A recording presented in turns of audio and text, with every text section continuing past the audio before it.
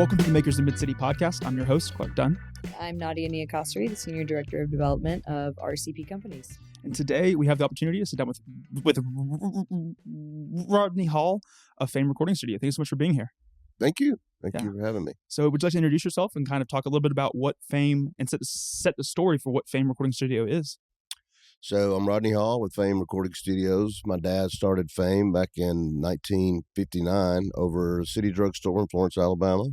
And we are from there moved over to Muscle Shoals and started recording R&B records, and recorded Arthur Alexander was the first record. And that record was covered by the Beatles and the Rolling Stones. And then from there, it just steamrolled into R&B Mecca, basically, with Otis Redding and Wilson Pickett and Aretha Franklin, Etta James and Lou Rawls, Little Richard, and on and on and on. So casual. He's so casual. He's pretty big names. Yeah. So, I mean, what was it like, working a lot, like growing up and seeing this and being a part of it with your dad? It was, it was an amazing experience. At the time, you're just a kid and you're just like, that's what my dad does. I don't know. It's just, the usual. But then as I got older, I figured out that, my friends' dads, co-workers weren't on the Johnny Carson show that night and weren't, doing TV shows and the concerts and that kind of thing. So I figured out I was probably 9 or 10 years old that my dad was doing something a little different than everybody else. So. 9 or 10 years old, and you figure out that your dad is literally shaping the music industry, the music scene for this region, but also internationally. I mean, those are international artists that you just named. I mean, by that point, he had been, when I was, I guess, 5, 6 years old, he was the #1 record producer in the world. Wow. Billboard magazine, and was up for Grammy Producer of the Year multiple times. And it was pretty crazy times. Yeah, I mean, and getting ready to celebrate 65 years of the studio itself. Right. How did this like idea for that your dad had even came about of like, hey, let's create a recording studio and let's do it in Florence and Muscle Shoals and kind of in this area right at the time? Yeah, I don't think it just evolved into what it was. He was a songwriter. He started out as in country bands, and his band had a show on I think it was WERH in Hamilton, Alabama, small town. And they had a show where the band would go on and play, and my dad would run the equipment. So that's how he became an engineer. He just learned how to run the radio equipment. So from there, he took that into starting to record and write songs. And he was a musician. He played bass and fiddle and mandolin, and started writing songs, taking them to Nashville, got some songs. He befriended Chet Atkins and Owen Bradley, who were the two mega stars in Nashville. They invented country music, basically, or the country music industry. And they started listening to his songs. He had songs cut by George Jones, Roy Orbison, Brenda Lee. And so he started a publishing company with some other guys, Billy Sherrill, who became one of the biggest record producers in country music history, with Tammy Wynette and George Jones and David Allan Coe, and on and on. So they started a partnership with a guy named Tom Stafford. They started recording songs, picking up songwriters, and my dad became the recording guy. So that's how he got into that end of it. So why Muscle Shoals? Why did he land in Muscle Shoals? He wanted to go to Nashville, and honestly, he was doing black music, and they didn't know what to do with it. It was a country town. Yeah. They were completely country music at that point, and they didn't know what to do with it. And so he just decided to do it in Muscle Shoals, where the land was cheap. At that time, 1923, TVA built the dams in Muscle Shoals. So before that, the city of Muscle Shoals was swamp. That's why you hear a lot about swamps and swampers and that kind of thing. Our Studio A is called, Greg Allman named it the Swamp. Nice. And so it's, up until then, it wasn't a city. It was just a marsh. So after that, the land became cheap because you're buying swampland. Yeah. And so he decided to do it in Muscle Shoals. He'd been in Florence, and when he split with those guys, Tom Stafford and Billy Sherrill, he decided to move over to Muscle Shoals. And at first, he built a studio in an old tobacco and candy warehouse that. And they did one song, or they did a lot of songs, but they did one hit, Arthur Alexander's "You Better Move On," and that was the first hit. And he took that money and built the building we're currently in. Wow, yeah, that's wild.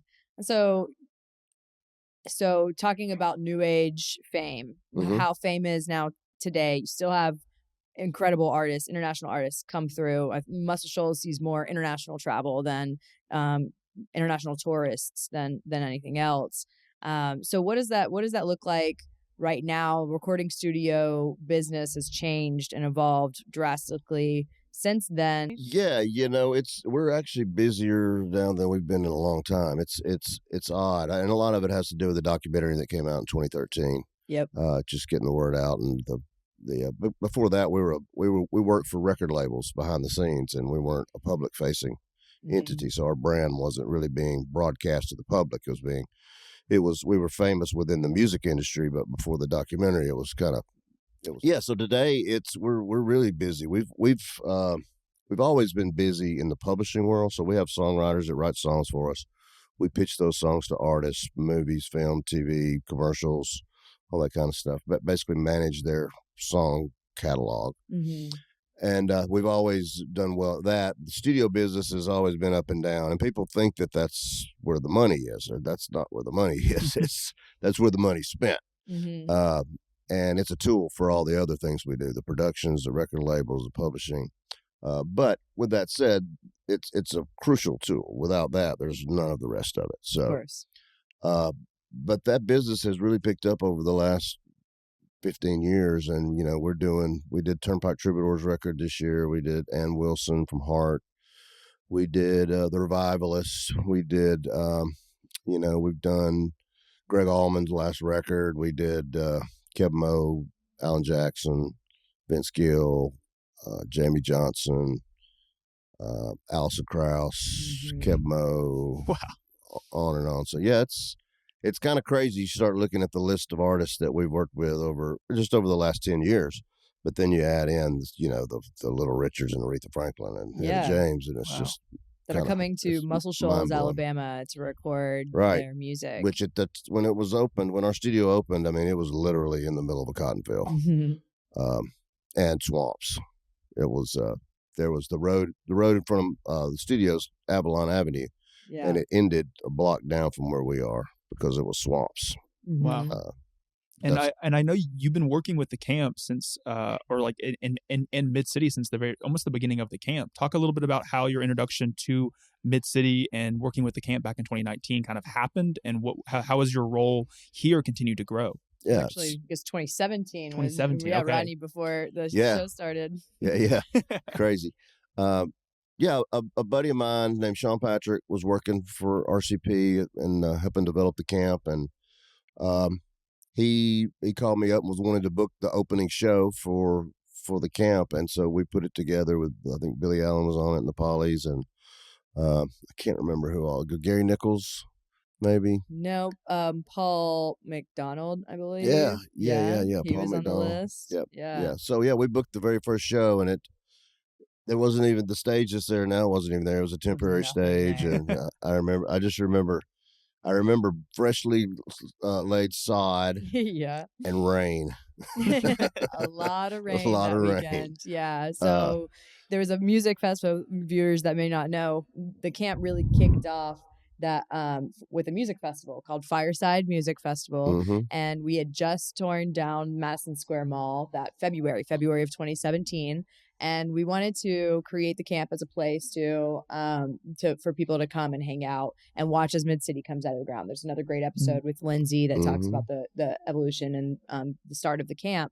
And the very first thing that we did was this Fireside Music Festival with Sean Patrick, curating the lineup with you. It was a 4-day music festival, and we planned the entire thing, trying to get the camp ready for our music festival, telling everybody, we're kicking this thing off, new area, new venue, and it rained, downpoured for 4 days. Yeah, It was a monsoon.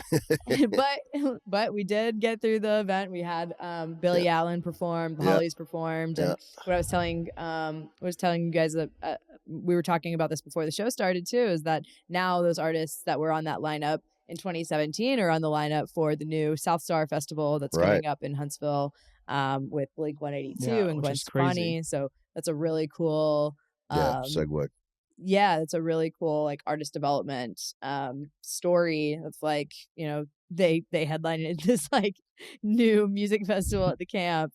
Now they're headlining this massive, you know, now they're tens on of thousands of people festival in John Hunt Park. It's a cool story. And then from there we did the album launch in 2019. Right, Small Town Big Sound. Yeah, that was awesome.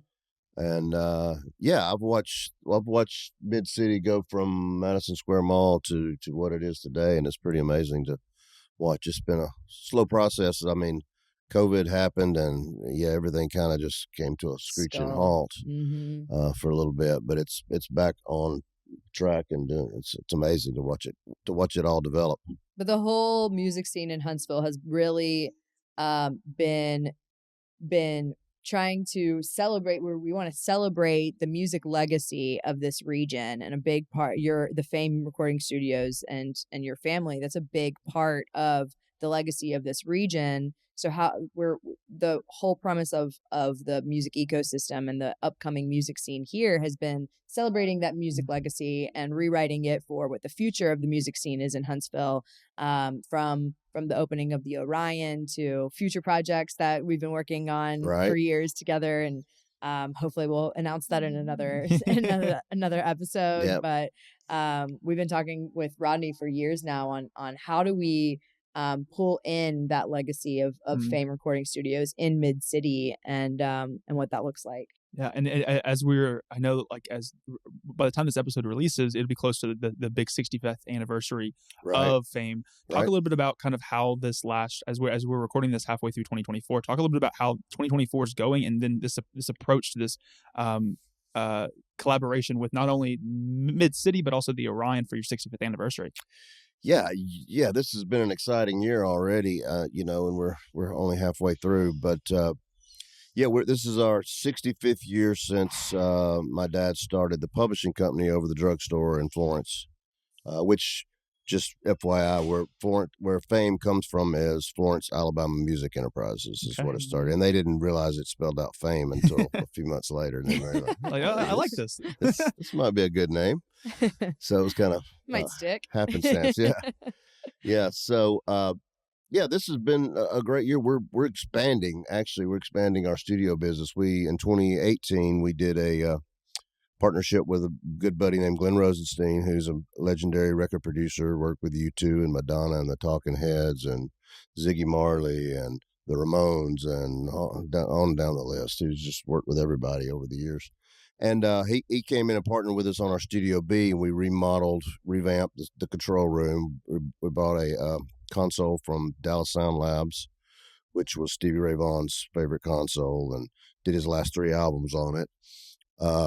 TLC worked on it. A lot of people worked on it at other places. That's not that they didn't do it at our studio, but they did it at Dallas Sound Labs. So anyway, we brought that console in and redid that room. Now we're by the time this airs, we will have opened up our Dolby Atmos room, which is a Atmos mixing room, which is Atmos is the new surround sound. So instead of 5 or 7 speakers, there's 13 speakers. So it's a massive thing, and it feels like the music is like moving around instead of the original surround sounds where you could put something over here, you could put it over here. But with this, you can move it all around. You can make it feel like the drum is actually in the back left of your earphone. Right. And and the beautiful thing about it is it's built into every new phone that comes out. It's built into all the new headphones. So it's a technology that the consumer doesn't really have to buy into. They're going to get it with the products that they already have. So that's an exciting piece of the puzzle, and we're doing that, and we're doing that in Florence. So we're moving across the river a little bit back to where we started.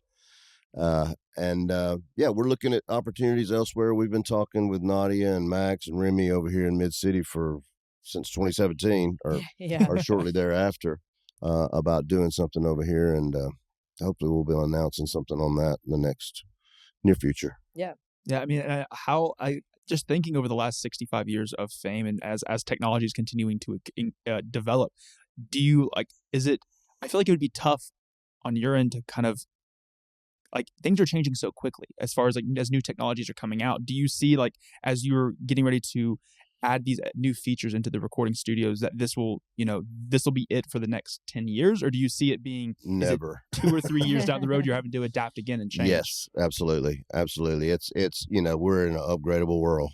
Everything's upgraded, every app, everything is constantly upgrading. And, and the studio business has been that for 65 years. I mean, we started out with one microphone and mono recorder, and where to mix something, you had to if you had a guitar on one side, a vocal on the other side, and you wanted the vocal louder, you had to have it move closer to the microphone.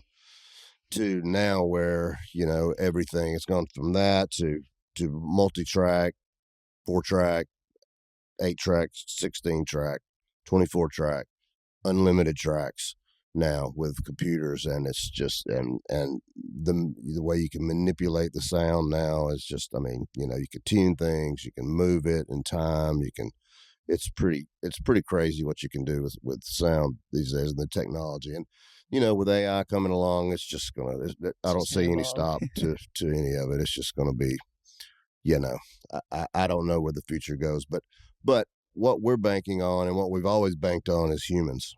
Mm-hmm. And the human element. I mean, we still, although there's been sampling and there's been,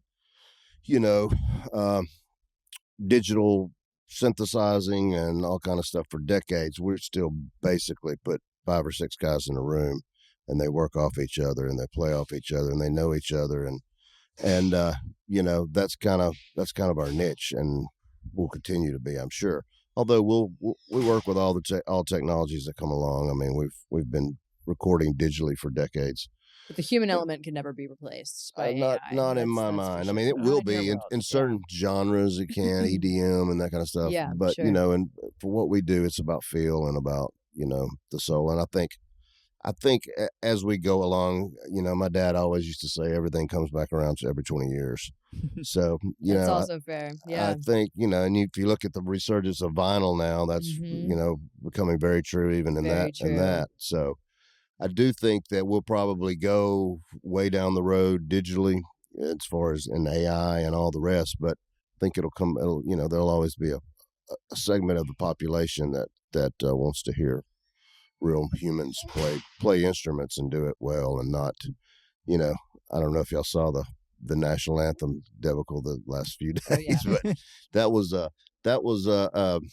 I think there was multiple things that went wrong there, but one was she was running through auto-tune and she was drunk. Oh gosh. And she was just all over the place. Yeah. That was crazy. I don't think it was all on her though. I think part of that was the digital world messing with her mind. And it's crazy how things like that, like how you mentioned, this resurgence of vinyl, and how it kind of goes in this little circle where you see things that used to be popular 15, 20 years ago that are now coming back. And I think that's an important kind of groundwork, not only for what Fame has been able to do in this area, but like as we've continued to increase just the music scene in Huntsville and music scene in North Alabama, it's important, like we mentioned earlier, to look backwards and say, hey, here's where we came from. Here's what kind of set the groundwork. Here's what's allowing us to do this. And as we continue to look 10 years down the road, there's making sure that we're able to kind of stick to our roots and figure out, like, hey, this is working for the area, and this is, like, some things haven't changed, even though we've seen a lot of things have changed over the years too. Right. So yeah, that's some of the stuff we're doing is, we're going back in and recutting some of our classic records with our legendary musicians, and we're taking those parts and not releasing them ourselves. We're giving them to young producers and letting them take those parts and write their own songs to those parts and build around it. So it brings the whole new piece of music along with, hey, check this Wilson Pickett record out from 1965 too. While you're at it, Wow, very cool. Yeah. So what can people expect for the anniversary event here? What's going on? So we're still in the process of booking, and we've got some exciting things going on. So it's gonna be at least a 2-day thing. It may expand into 3, but at a minimum, we're going to be doing an event Friday night at the camp, which will be a kind of an all-star show with legendary, studio guys, and we'll have guest vocalists come in, and there's no telling who'll show up there. Just kind of depends on who's in town at that point. Then Saturday, we're going to take over the MidCity, and we're going to have stages throughout MidCity with vendors and food trucks and a street party, basically. And we'll have music with multiple stages. And then Saturday night, the big event at the Orion, which will feature some major artists with, the legendary studio guys we work with, backing them. I know we're going to have Scott Sherrard he's the front man for Little Feat. We're going to have the War and Treaty. We're going to have Dwayne Betts, Candy Staten, who's a legendary soul artist that was on Fame Records. She was our flagship artist. She'll be here. Steve Jordan is our music director. Steve, it was one of the original members of the Blues Brothers, the drummer for the Blues Brothers. He was in Paul Schaefer's Most Dangerous Band, World's Most Dangerous Band on the Letterman Show for years. Now he is taken over as the drummer for the Rolling Stones. So he'll be our music director, and looks like we're going to have Bob Weir from the Grateful Dead and Randy Owen from the group Alabama. That's going to be awesome. Yeah. And we're just honored to play a small part and have Rodney coming to us and saying, hey, I want to do this 65 anniversary event for Fame Recording Studio, a legendary brand coming to Huntsville, to our district, to put on this event for the region. I mean, it's going to be an awesome event. And we're honored to work with you. We're very excited about it. I was telling the chamber yesterday that I lived over here for a few years, and if not for my family's business, I would probably still live here. I loved it, and I've looked for ways to do things over here since then. And then when I met you guys back in 2017, and a light bulb went off. It's like, well, here's the opportunity to do that. And now this is we've done multiple things, but this will be by far the biggest thing we've done over here, and hope to do many more. Yeah. And I see this as something, like it spawns and kicks off a lot of opportunities, not only for Fame in Huntsville, but also other people that are visiting for this event that, maybe have never been to Huntsville. Right. And like having them connected with the city, connected with MidCity, connected with the Orion, and just what's being done here. We on a previous episode, we talked about just like how it's crazy to be in other big cities like Nashville or Atlanta or wherever. And people talk about, you mentioned you're from Huntsville, and they go, oh, I've heard of Huntsville. Yeah. And like that's where it's going to continue to go down and that trickle down effect, that so many people are going to be able to be aware of what's being done here through Fame, through MidCity, through the Orion, because of this event. Right. Yeah, it'll draw international attention because we've already got the Americana Music Association in the UK is coming over to shoot a documentary during that week. So wow, it'll definitely. I imagine the BBC will have someone over. We're working with Bob Harris, who is a legendary radio guy on the BBC. He had a show called The Old Grey Whistle Stop back in the day, and he helped write Led Zeppelin, and he's just a legendary radio figure in the UK. So there'll definitely be a lot of attention on it, and we're looking forward to bringing everybody in and letting them get to know Huntsville. Yeah, tell the date again. It's the October 4th and 5th. October 4th and 5th. Perfect. Well, awesome. Yep. Well, thank you so much for being here, talking a little bit about the history of Fame and kind of the presence it's had in North Alabama as a whole. We're excited for the 65th anniversary and the impact that it'll have. But thank you so much for being here. Absolutely. Thank y'all for having me.